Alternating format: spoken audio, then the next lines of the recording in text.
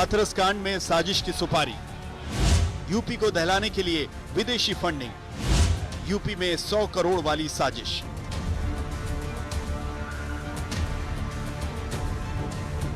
जी हां, उत्तर प्रदेश को दहलाने के लिए पीएफआई बहुत बड़ी साजिश कर रहा था। साजिशों के परतें अब खुलने लगी हैं।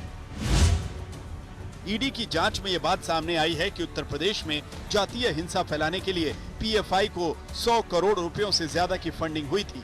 इसमें 50 करोड़ रुपए मॉरिशस से आए थे। ये पैसे किसने भेजे, किस तरह भेजे, इसका पता अभी तक नहीं चला है। हाथरस रेप और मर्डर के बाद जो तमाम प्रदर्शन और धरना हुए और इसके अलावा सरकार की छवि को धूमिल करने की कोशिश की गई, उसको लेकर के सरकार ने दावा किया है कि इसके लिए बाहर से बाकायदा फंडिंग हुई थी।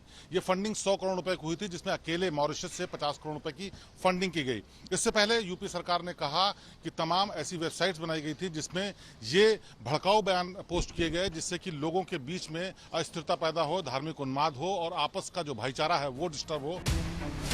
अब प्रवर्तन निदेशालय हाथरस में जातीय हिंसा की साजिश के तह तक जाने की कोशिशों में जुटा है।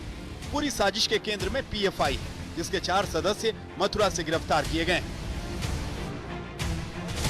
इनके बारे में भी खुलासा हो रहा है। ये बहुत बड़ा षड्यंत्र है, इसमें काफी लोग हैं यहाँ से, लेकिन ये विदेश तक का कांटेक्ट लग रहा है इसमें। हाँ, बिल्कुल सकता, क्योंकि शुरू से ये ऐसा लग रहा था कि फंडिंग हो रही है, दंगे करवाना चाह रहे हैं यहाँ जातिवाद के ऊपर।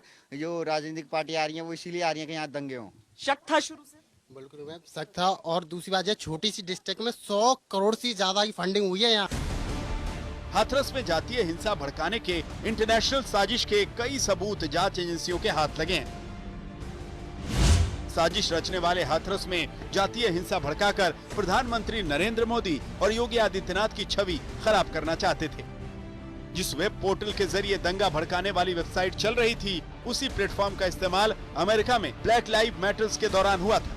ऐसे ही प्लेटफॉर्म का इस्तेमाल हांगकांग के प्रदर्शन के दौरान भी इस्तेमाल हुआ था, जिसको ट्रैक करना आसान नहीं है। जो वेब प्लेटफॉर्म इस मामले में निशाने पर है, वो मुख्य रूप से अमेरिकी हैं।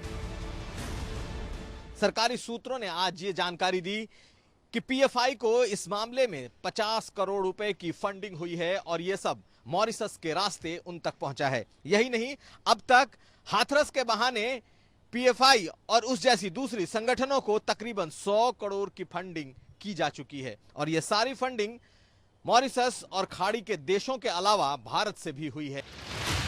साजिश के तह तक जाने के लिए इस मामले में ईडी सच का पता लगा रही है। दंगा फैलाने को लेकर की गई फंडिंग की जांच प्रवर्तन निदेशालय कर रहा है। जल्द मनी लॉन्ड्रिंग का केस दर्ज करने की तैयारी है। हाथरस में जातीय हिंसा फैलाने के लिए जिस जस्टिस फॉर हाथरस वेबसाइट का इस्तेमाल किया गया, उसकी सभी गतिविधियां अब जांच के घेरे में है। वेबसाइट किसने बनाई, किस मकसद से बनाई, इसका पता लगाया जाएगा। अब तक इस वेबसाइट से कितना पैसा इकट्ठा किया गया है, जो पैसा आया है उसका इस्तेमाल कहां, किस तरीके से किया गया, किन खातों में ये पैसे आए, इसकी जानकारी भी खंगाली जा रही है। हाथरस की पुलिस ने इस मामले में सेक्शन 153A के तहत भी केस दर्ज किया है। इसी धारा में पीएमएलए का सेक्शन भी लागू होता है, जिसमें वेब पोर्टल द्वारा किसे पैसा मिला, किसने दिया और कहां से आया जैसी चीजों को परखा जाएगा। इस दौरान कई जांच एजेंसियों की मदद ली जाएगी, जो आईपी एड्रेस खंगालने, email ID, phone number, website, web link जैसे तारों को जोड़ पाएं। हाथरस में जातीय हिंसा की साजिश पर अब सियासत भी शुरू हो गई है। सरकार में मंत्री मोहसिन रजा ने पीएफआई पर बैन लगाने की मांग की है, तो वहीं विपक्ष इसे सरकार की नाकामी बता रहा है।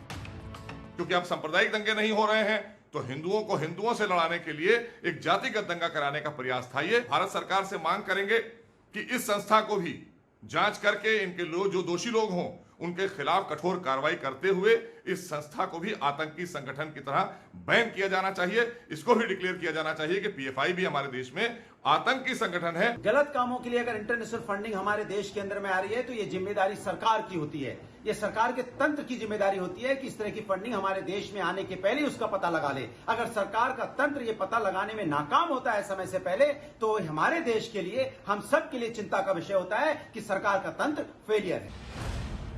उधर ईडी को शक है कि पीएफआई के जो सदस्य दिल्ली के दंगों की साजिश में सक्रिय थे, वही हाथरस में भी आग लगाने का षड्यंत्र रच रहे थे।